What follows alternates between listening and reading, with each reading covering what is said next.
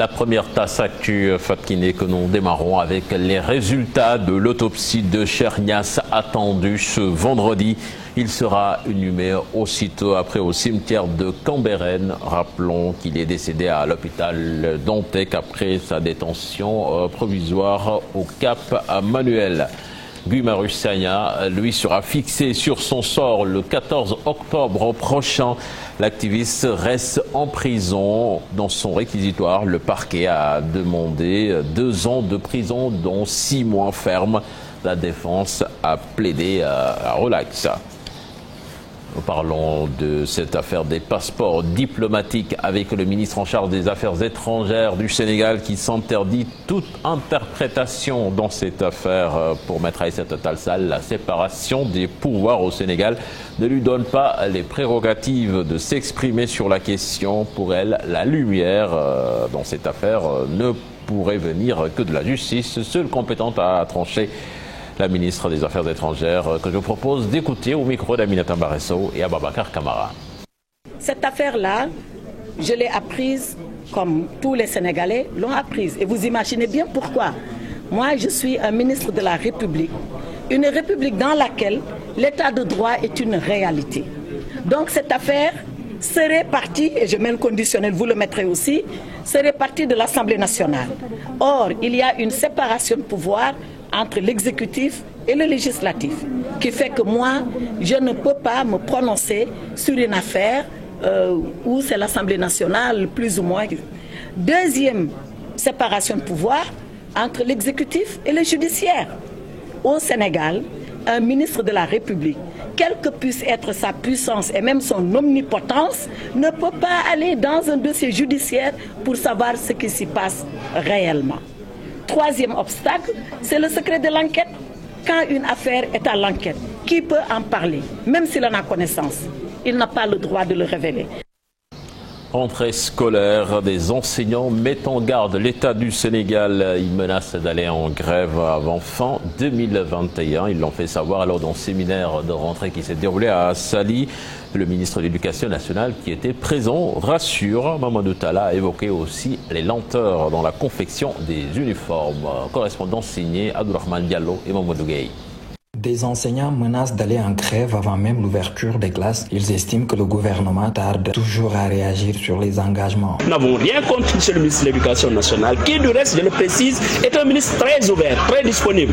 Mais quand même, la situation des enseignants ne se règle pas seulement au niveau du ministère de l'Éducation. Au plus tard, mois de novembre, mois de décembre, si nous sentons que le monitoring c'est du surplace, si le monitoring n'est que du bavardage et non des actes concrets vis-à-vis des enseignants, le plus naturellement du monde, nous allons déclencher les... Lors du séminaire de rentrée à Saly, les autorités expriment leur volonté d'une année scolaire apaisée. Elles veulent aussi stopper les actes de vandalisme initiés par les élèves lors des derniers jours de classe. Nous avons remarqué malheureusement ça et là quelques actes de violence. Alors ce qui fait que ce thème aujourd'hui, il est extrêmement important parce qu'il nous permet de retourner aux valeurs, à la citoyenneté et au patriotisme dans notre pays. Le ministre de l'Éducation nationale a aussi évoqué la cause des lenteurs dans la confection des uniformes scolaires. Vous savez qu'il n'est pas facile de trouver plus de 6 millions de mètres de tissus dans notre pays. Ils sont en train en tout cas de voir au niveau du ministère de l'Artisanat, avec nos tailleurs, au niveau des régions, au niveau des départements, pour qu'on puisse avoir accès à ces tenues. Je rappelle tout simplement que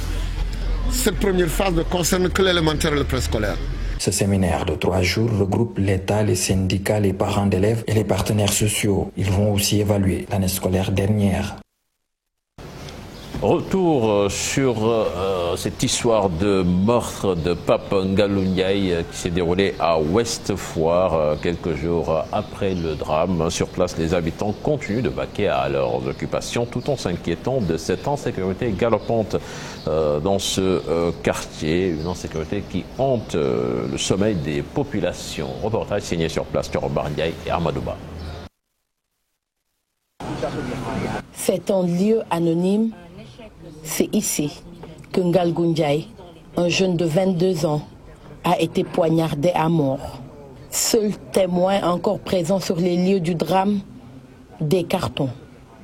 Dans ce coin d'Ouest Foire, les habitants continuent de vaquer à leurs occupations, mais l'insécurité est galopante.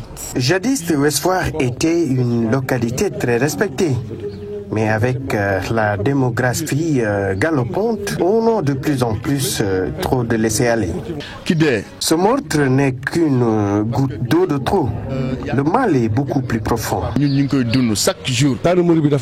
Le commissariat est assez éloigné d'ici. Nous faisons souvent recours à la gendarmerie de Foire qui est obligée de faire un grand détour pour arriver jusqu'ici. Récemment, les autorités ou les forces de l'ordre avaient organisé une vaste opération de déguerpissement. Malheureusement, il n'y a jamais de suivi. D'habitude, Ouest Foire est un quartier calme où il fait bon vivre. Mais les auberges et autres activités illicites ont perturbé sa quiétude d'antan. Il y a beaucoup d'activités illicites à Ouest Foire. Ici, on compte énormément de filles de joie. Nous avons signé des pétitions pour trouver une solution à cette situation, mais jusque-là, sans suite. Les